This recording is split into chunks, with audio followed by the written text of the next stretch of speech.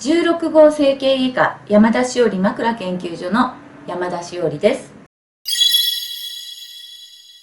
今回は股間大腿医療と枕治療というちょっと聞き慣れない言葉なんですけれども、この言葉について説明をしていきたいと思います。枕治療も関係するところなので、ぜひ皆さんこの概念も知っておいてください。はい、この言葉聞いたことあります？股間大腿医療、ちょっと言葉だけ聞くとよくわからないんですが、何なんでしょう？そうですね。はい、これね、コンプリメンタリー&オルタナティブメディスンっていう言葉で、表すんですけど、 C と A と M を取ってカムっていう言葉でよく呼ばれるんですよ。カムですか？はい、聞いたこともない名前ですよね。ないですね。はい、でもこの医療をすごく頑張って研究したり、実際医療の現場で患者様に使っていらっしゃるドクターたちもいるので、ちょっとこのご紹介もしていきたいと思います。そして枕治療もある意味この股間大腿医療の中の一つと考えてください。ちょっとこちらご覧ください。そもそも補完っていう言葉なんですけどね、補完っていうのは補って完成するということで、補い助けてそれを完成するんだよっていう意味合いです。また代替っていう言葉は何かに対して何かが取って変わるっていうことで、その役目を代わりに果たしてあげるっていう、そんな感じのイメージですね。で、昔はですね、この代替医療っていう言葉が中心だったんですけれども、最近ではこの取って変わるっていうだけではなくて、医療として補ってあげて完成するものなんだよっていう、ちょっと広い意味の言葉に変わってきてるんです。こちらをご覧いただくと分かりやすいかと思います。医学という学問、そして現実の現場で行われている医療という行為、この医学や医療に対してもともと私たちがお薬を飲んだり注射をしたりさまざまな治療をしているのは、ほとんどが西洋医学、西洋から入ってきた医学の知識に基づく医療なんですよね。これに対して、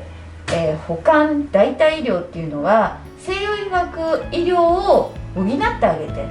かつ一部取り替わって治療していくものという考え方なので、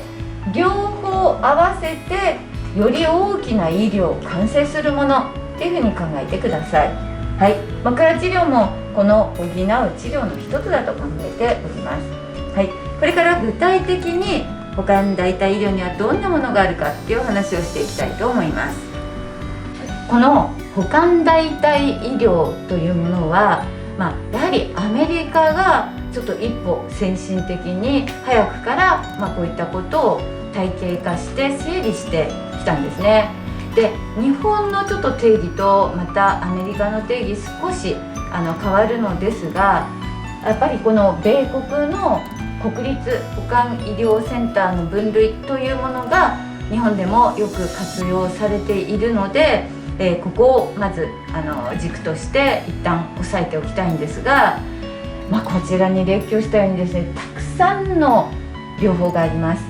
先ほど申し上げた西洋医学の治療を、取って変わるものもあれば、それを含めて補うものも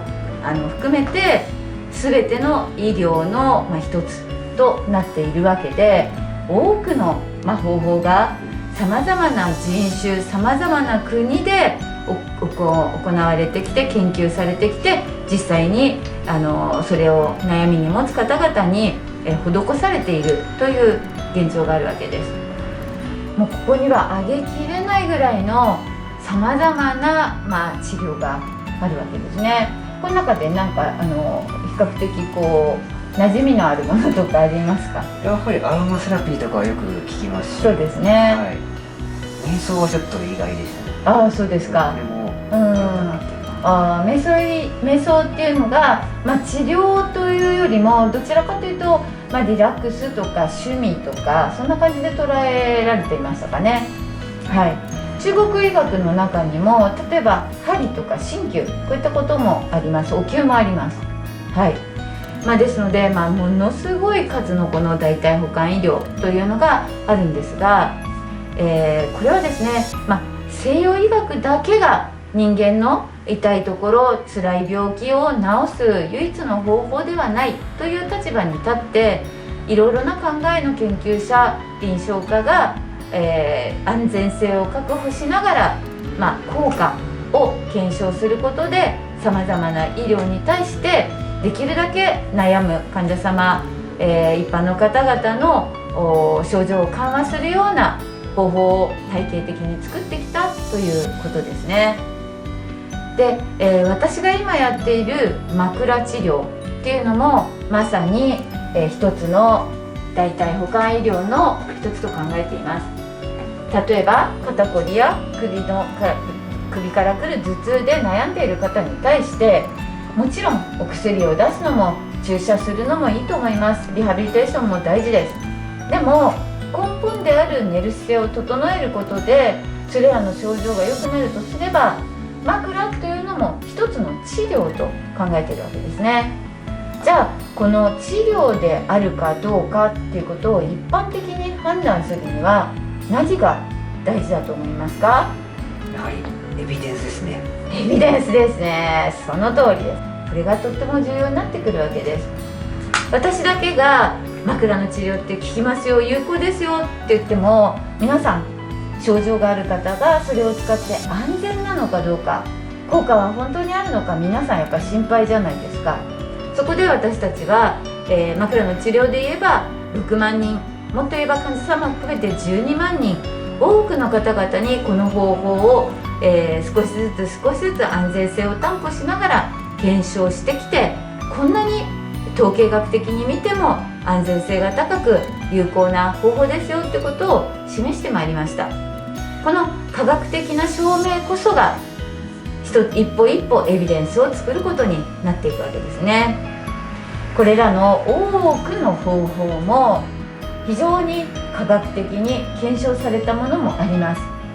まだまだちょっと科学的な検証は足りないけれども、一部の方々にはしっかりと有効性が出てる治療もあるわけです。ですので、西洋医学のみならず、そういった多くの治療がその一人の患者様にとって有効に働くのであれば、それはぜひとも科学的検証をしていってほしいなと科学者の一人としては思うわけですね。ちょっと世界の現状というところに視点を向けてみると、欧米などは医療がすごく進んでいる国々じゃないですか。例えばこの代替医療、どんな病気に対して使ってるっていうイメージありますか？やっぱりがんとかですかね。そうですよね。やっぱり治らない、西洋医学の薬だけでは、薬物療法、化学療法だけでは治らない、もしくはもうあなたのが治らないって言われた場合に、藁をもすがる思いで患者様は何か治療したい、そういった時にやはり代替医療というのを一つの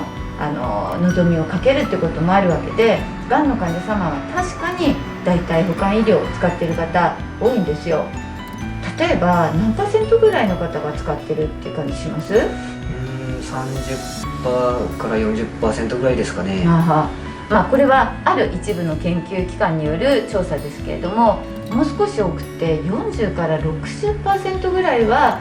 少なくとも1回以上この代替補完医療を試したことがあるっていう統計データも出ているんで、驚きですよね。多いですね。半数以上もそういうことを試しているってこともあるご様子です。じゃあどんな治療がこの中でもがんの治療に使われている印象がございますか？やっぱりハーブとかアロマテラピーですか？そうですよね。西洋、例えば、フランスとかスペインとかイタリアとか、ドイツとかヨーロッパの諸国っていうと、こう植物を使うとかハーブを使うとか、そういうのは非常にこう密接な、取り掛かりやすいものかなと思うんですよね。実際にハーブなどをがんの方が痛みを緩和するであったり、気持ちを落ち着かせるっていうことに使っているケースも多いようです。今回お話してきた補完代替医療ですが、アメリカでは十分効果が検証されて、一部、保険の適用になっている治療もあるってことなんですよ。日本だとそういう保険適用になっているものってご存知ですか？はい、漢方とか、あとお灸ですかね。そうですよね。そういった漢方薬などは一部本当に西洋医学の痛み止めと一緒に処方されたりっていうこともあるわけで、きちっとしたエビデンス、科学的証明が行われれば保険適用になることもある治療と言えます。患者様のその一部の症状だけを見て判断するのではなく、その方が求めている病気と戦うために必要な治療としてさまざまな有効で安全な治療を組み合わせるということは決して悪いことではありませんので、これからもどんどん科学的検証が進んで、一つでも多くの安全な、そして有効な代替保管医療が完成していくことを、私たちも期待しています。そして枕の治療、これもですね、ぜひこの、代替保管医療の一つとして、きちっと私たちが検証して皆様にお届けしていきたいと考えていますので、これからもよろしくお願いいたします。この動画をご覧くださった皆さん、高評価、チャンネル登録お待ちしています。よろしくお願いいたします。